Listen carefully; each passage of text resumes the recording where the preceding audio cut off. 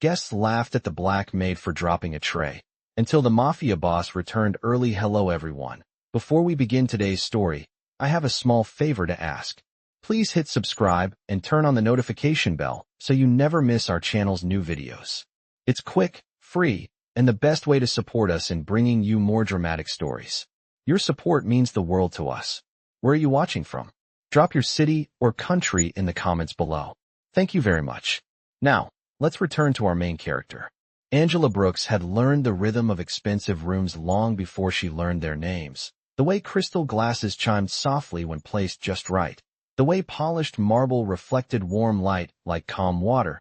The way wealthy guests moved through space as if nothing could possibly be in their way, including her. She was dressed in a simple black uniform that blended into the background, the kind chosen so no one would remember the person wearing it, only the service. Tonight's event at the Romano estate was larger than usual, a private celebration filled with laughter that sounded practiced, voices rising and falling over soft jazz. Shoes that probably cost more than Angela made in a month clicking across the floor without hesitation. She carried a silver tray balanced carefully in her hands, shoulders steady, eyes lowered, moving exactly as she had been trained to move, because invisibility was not just a rule here, it was survival. Angela had been on her feet for nearly 6 hours, measured steps covering what felt like miles across the estate's main hall, delivering drinks, collecting empty glasses, quietly absorbing the unspoken message that she did not belong to the world she was serving. The guests spoke freely around her, about stock portfolios, vacation homes measured in thousands of square feet, and dinners that cost more than some people's rent, never once considering that the woman passing beside them might hear every word. She heard them, though, every single one, and she stored them away without expression, the way she had learned to do growing up, the way her mother had taught her when dignity had to be carried silently. As Angela approached a small cluster of guests near the center of the room, a man stepped back without looking, his elbow brushing the edge of her tray. The movement was quick, careless, the kind of thing that happened when someone assumed the space around them was theirs alone. The tray tilted just enough. Glass slid. The sound that followed cut sharply through the music, crystal shattering against marble, a clean, unmistakable crash that turned every head in the room. For a split second, everything froze, and Angela felt that familiar tightening in her chest, the moment when time slowed and she already knew what was coming next. Laughter came first, not loud at first, then spreading, a ripple of amusement moving through the crowd as eyes settled on her, some curious, some annoyed, others openly entertained. Angela lowered herself to the floor immediately, hands moving to gather the broken glass before anyone told her to, her apology already forming out of habit, even though no one had asked for it yet. She kept her gaze down, focused on the shards reflecting light like small, sharp stars, while above her, the room filled with judgment disguised as humor. None of the guests noticed the quiet shift at the far end of the hall, the way the heavy front doors opened without announcement, or the man who stepped inside earlier than anyone expected, pausing just long enough to take in the entire scene before anyone realized he was there. Angela remained on her knees longer than necessary, not because the glass was difficult to collect, but because standing too quickly would invite more attention, more commentary, more eyes measuring her worth in a room that had already decided she had very little. Her fingers moved carefully, practiced, sweeping fragments into a neat pile as if order could be restored simply by trying hard enough. Around her, the laughter softened but did not disappear, settling into murmurs and half-smiles that lingered like smoke. Someone nearby muttered that staff should be trained better. Someone else sighed loudly, inconvenienced by the delay.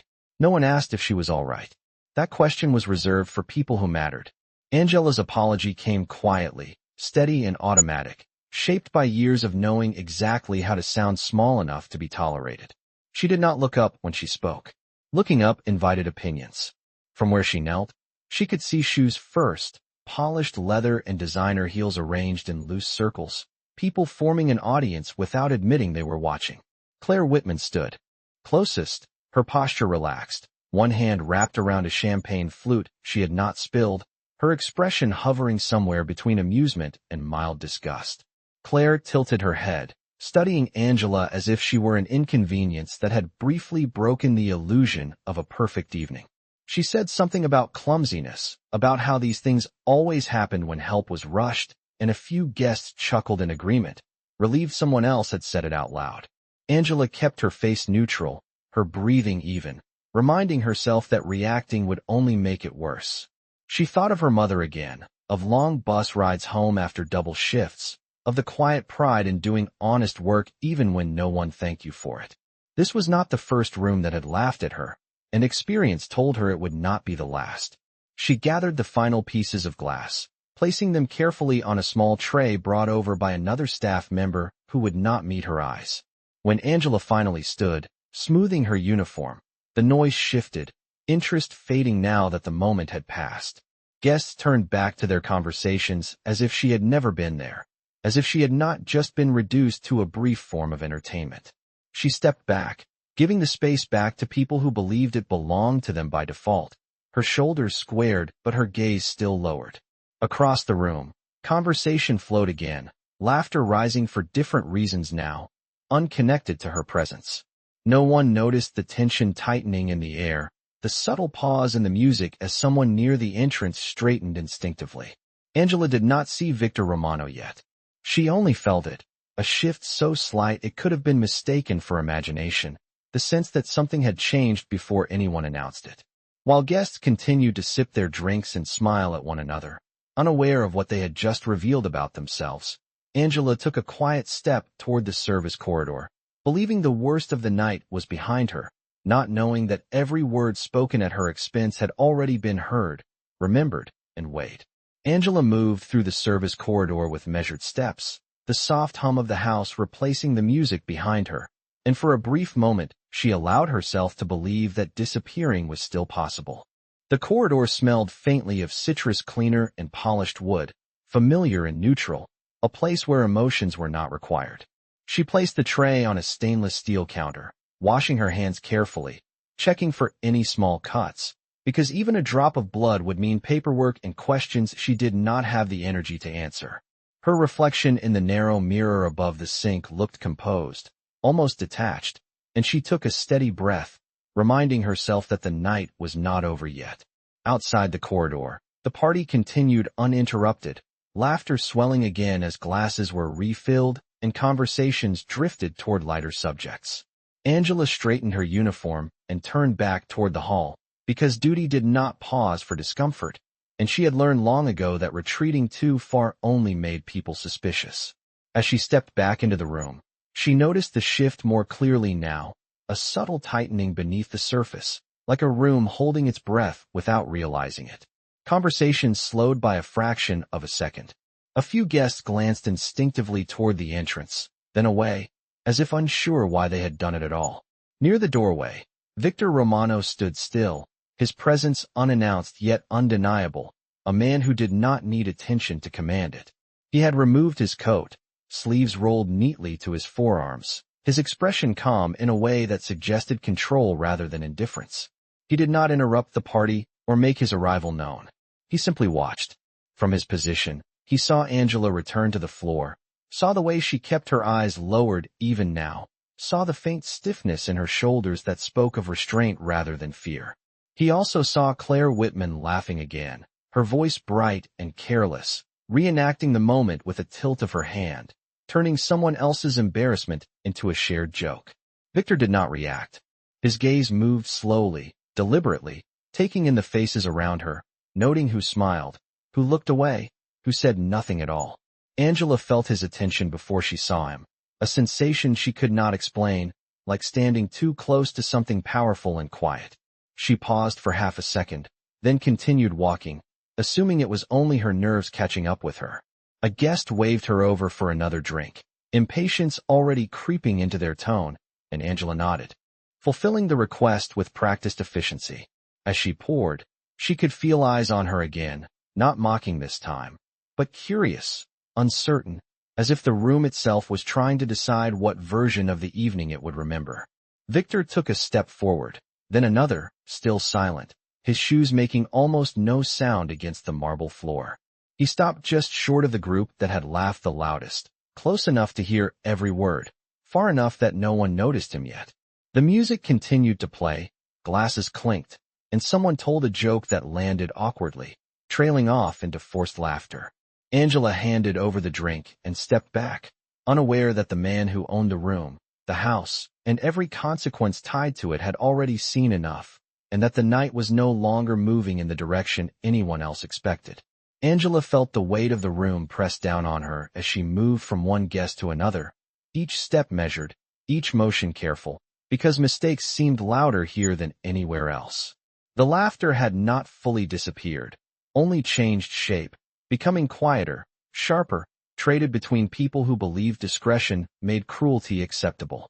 Claire Whitman leaned closer to her circle, lowering her voice just enough to feel polite, repeating the story with exaggerated gestures, turning the dropped tray into a punchline that earned knowing smiles. Someone mimicked the sound of glass breaking. Someone else shook their head as if amused disappointment was a reasonable response to another human being's mistake. Angela heard every word. She always did.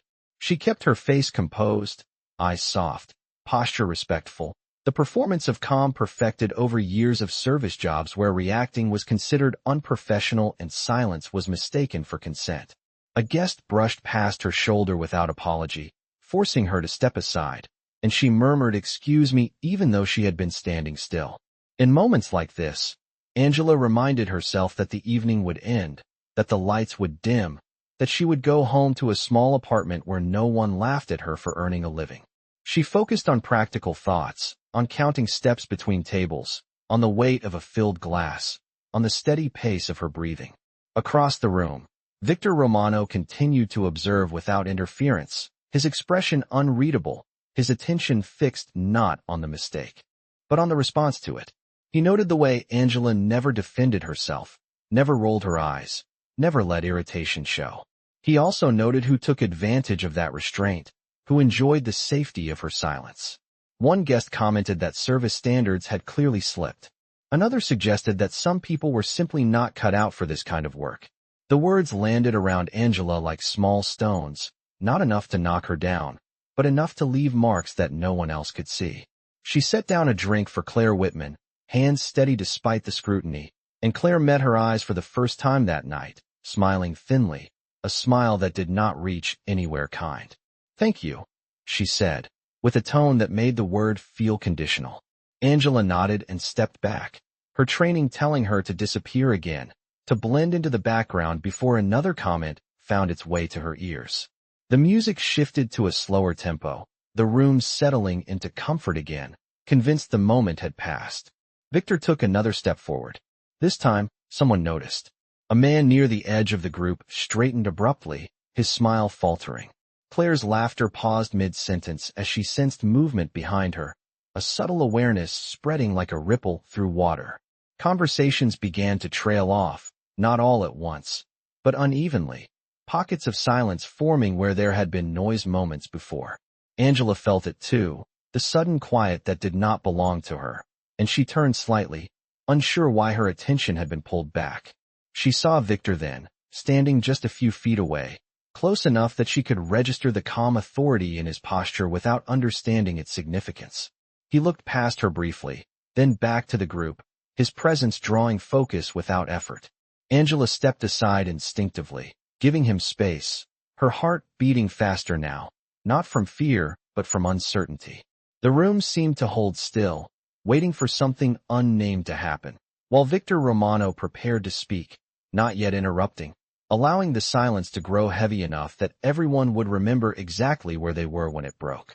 Angela stood still as the silence stretched, aware of every small detail in her body, the way her hands rested too neatly at her sides, the way her shoulders held tension she had learned to disguise as professionalism. Moments like this always pulled her inward, back to places she rarely allowed herself to visit while working.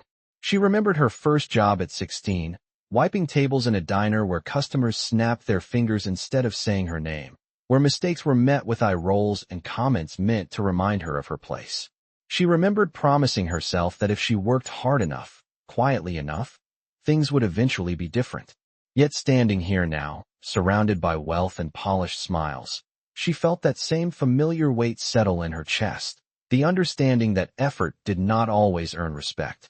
She wondered briefly if she should apologize again, not because she had done something wrong, but because apologies often softened people who wanted to feel superior. The thought made her throat tighten, and she resisted it, choosing instead to keep her mouth closed. Across the room, Victor Romano watched her without blinking, noticing how she did not fidget, how she absorbed attention without reacting to it, how her stillness carried a kind of dignity that no uniform could hide. He had seen many people fold under far less pressure, had watched grown men stumble over their words when the room turned against them. Angela did not fold. She simply endured.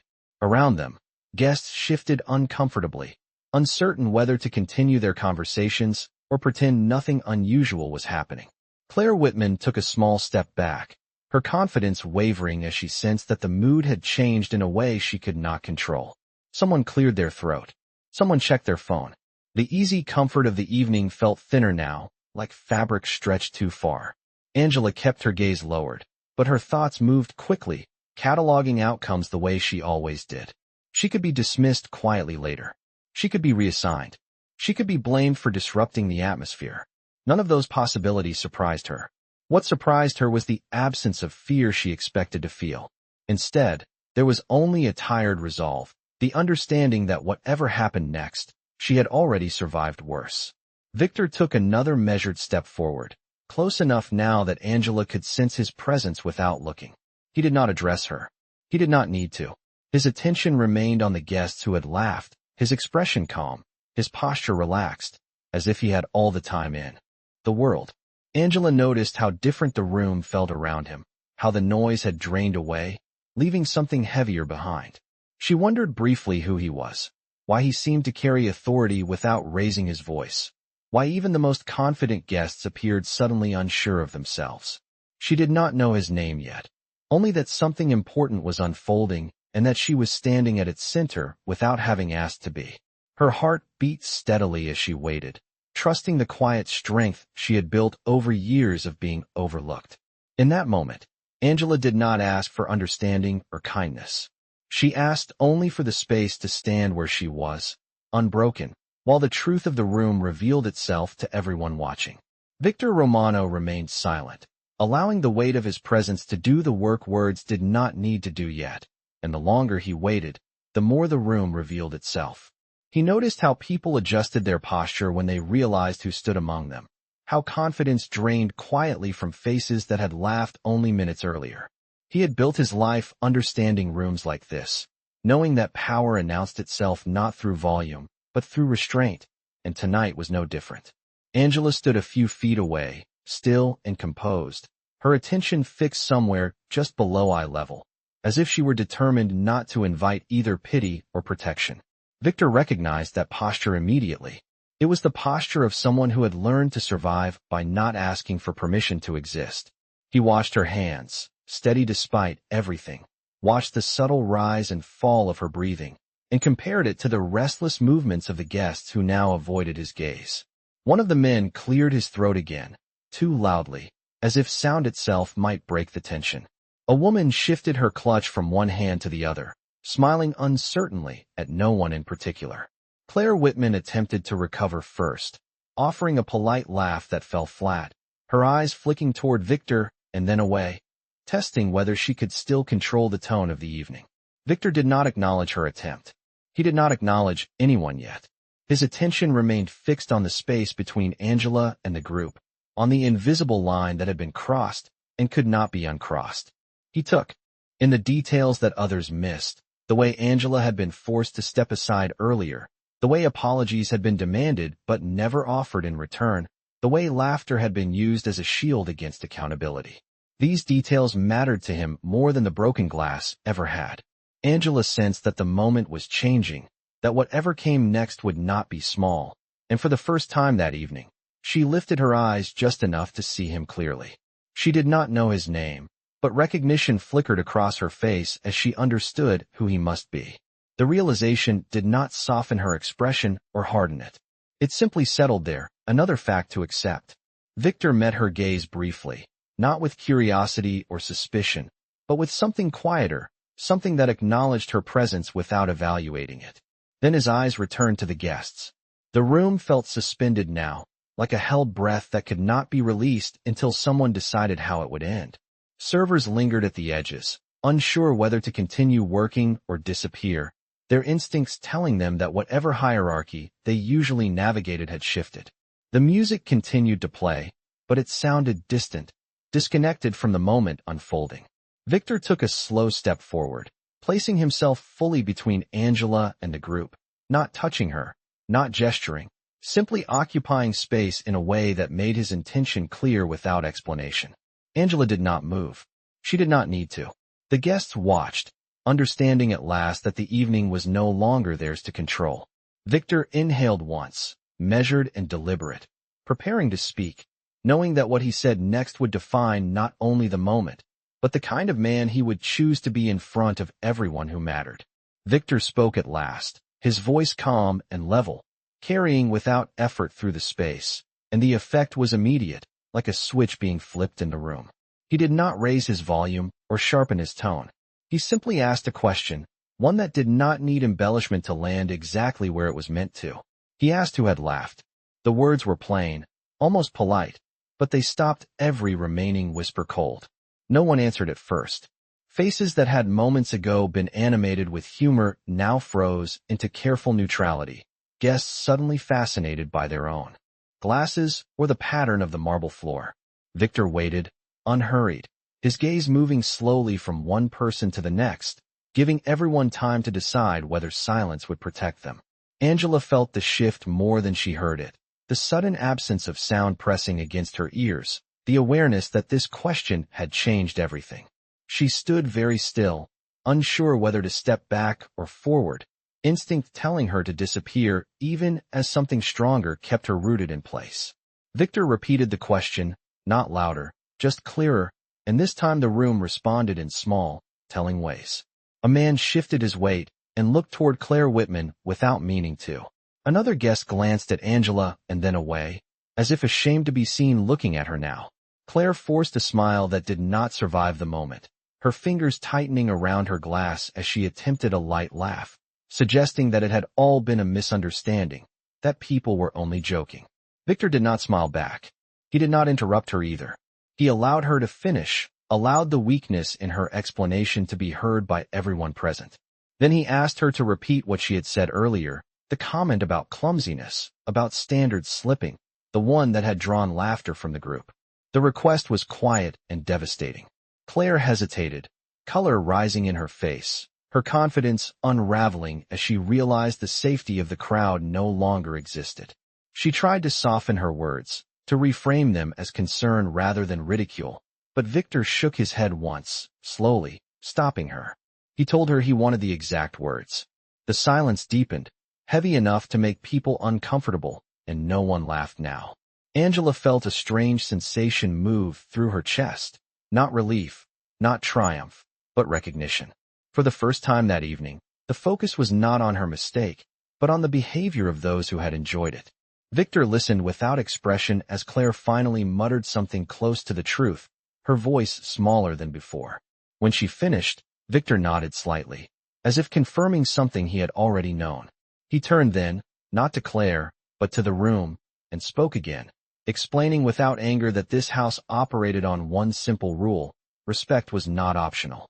He said it applied to everyone, regardless of status, invitation, or bank account. The words were not dramatic, but they carried the weight of finality. Angela felt her breath catch as Victor shifted his attention toward her for the first time, addressing her directly by asking her name. She answered quietly, her voice steady despite the attention, and he repeated it once, ensuring the room heard it clearly. In that moment, the laughter that had filled the space earlier felt distant and unreal, replaced by an understanding no one could ignore, that the evening had turned, and that every choice made since the broken glass would now be remembered exactly as it was. The room responded to Victor's words with movement rather than sound, a quiet rearranging of priorities that did not require instructions to understand. Guests who had laughed earlier now avoided eye contact, suddenly aware of how exposed they were without the shield of a crowd. Claire Whitman lowered her glass slowly, setting it on the nearest table as if unsure whether she was still welcome to hold it, her posture stiff with the realization that charm would not save her. Victor did not raise his voice or make an announcement, but the effect was unmistakable when a member of the house staff appeared at his side, receiving a subtle nod that carried clear meaning.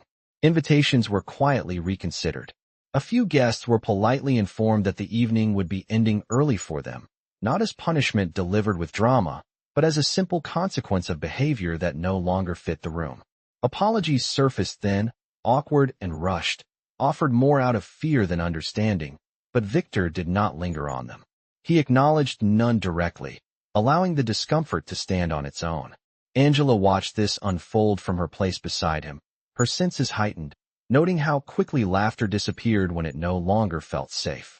She felt strangely distant from it all, as if the moment belonged to someone else, yet she was undeniably at its center. Victor turned to her again, this time with a small gesture of his hand, inviting her to step forward rather than stand aside. The motion was subtle but significant, and Angela hesitated only a fraction of a second before obeying, her spine straightening as she moved into the space he made for her. He told her, calmly and clearly, that she was finished working for the night, not as a dismissal but as permission to rest. He assured her that the incident would be documented accurately, that responsibility would not fall on her shoulders, and that she would be compensated for the remainder of the evening regardless. The words landed gently but firmly, undoing hours of quiet tension in a single sentence. Angela felt warmth rise behind her eyes, but she kept her expression composed, nodding once in acknowledgement, grateful without needing to say so. Around them, the party dissolved into fragments, clusters of guests drifting toward exits with forced smiles and lowered voices, eager to escape the weight of what had just occurred. The music was turned down, lights softened, and the room returned to stillness far more quickly than anyone expected. Victor remained where he was until the last of the uncomfortable energy had cleared, his presence ensuring there would be no final remarks, no attempts to salvage pride. When it was over, he addressed the remaining staff briefly, reminding them that respect within his walls was non-negotiable, that dignity applied to every role equally. Angela listened, absorbing the words not as a promise, but as confirmation of something she had felt without naming it. As she retrieved her coat from the staff area, her hands steadier than they had been all night, she realized that what lingered most was not the embarrassment of the broken glass, but the quiet certainty that she had been seen. Not evaluated, not judged, but recognized. When she stepped back into the now quiet hall one last time, Victor gave her a nod of acknowledgement, simple and sincere, and in that moment the silence felt different, no longer heavy, but resolved, carrying with it the unmistakable shape of justice delivered without spectacle. Angela stepped out into the cool night air with her coat pulled close, the estate lights glowing softly behind her like a world she had already left. The gravel beneath her shoes crunched quietly as she walked toward the staff exit, every sound suddenly clearer now that the noise of the party was gone. She paused for a moment, breathing in deeply, letting the night steady her, aware that something inside her had shifted even if her circumstances had not yet changed. Inside the house, Victor Romano remained behind, standing alone in the quiet hall where laughter had once echoed, reflecting on the simplicity of the moment and the clarity it had brought. He had built an empire on control, on knowing when to act and when to wait, and tonight had reminded him that restraint could be more powerful than force ever was. He thought of the way Angela had carried herself, how she had never asked to be defended yet deserved it all the same, and he understood that respect was not granted by position but revealed by character. Angela reached her car and rested her hand on the door, hesitating as memories replayed themselves in a new light, the broken glass, the laughter, the silence that followed, and finally the calm certainty of being acknowledged. She realized that for the first time in a long while, the weight she carried did not feel like shame, but like proof of endurance. Inside, Victor made a final decision, instructing his staff that Angela's schedule would be adjusted, that her work would be valued openly rather than quietly, and that the standards he expected would apply to everyone who crossed his threshold. No announcement followed. There was no need. The house itself seemed to absorb the lesson. Angela drove away with the radio off, the road stretching ahead under steady streetlights, thinking not about what she had lost, but about what she had kept, her composure, her dignity, her sense of self. She did not smile, but her shoulders relaxed as she merged into traffic, knowing tomorrow would come as it always did, but not feeling quite as small within it. Back at the estate, Victor stood by the window, watching the last car disappear, aware that power meant little if it did not protect what was right. He did not consider himself kind, but he understood fairness, and tonight had required nothing more than that. The room where it had all happened remained still, the marble clean, the glass replaced, yet something invisible lingered, a reminder etched into the silence. Somewhere between those walls, a line had been drawn, and everyone who witnessed it would remember where they stood when dignity was defended without spectacle. And that night, without applause or celebration, the world quietly remembered what dignity looks like.